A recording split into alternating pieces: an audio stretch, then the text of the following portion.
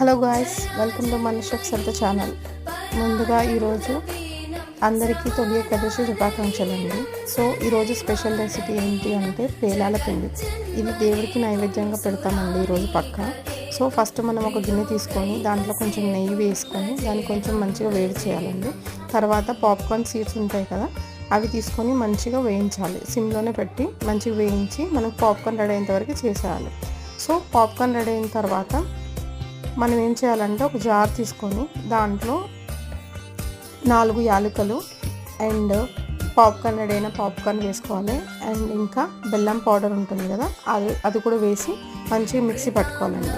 So అప్పుడు మనకి పేలాల పిండి అనేది రెడీ అయిపోతుంది. సో దాంట్లో కొంచెం మనం నెయ్యి వేసుకొని డ్రై ఫ్రూట్స్ ఉంటాయి కదా, అవి కూడా మంచిగా కొంచెం నూనెలో వేయించి అవి మనం దానిపైన వేసుకొని మిక్స్ చేసి దేవుడికి పలహారంగా పెడతామండి.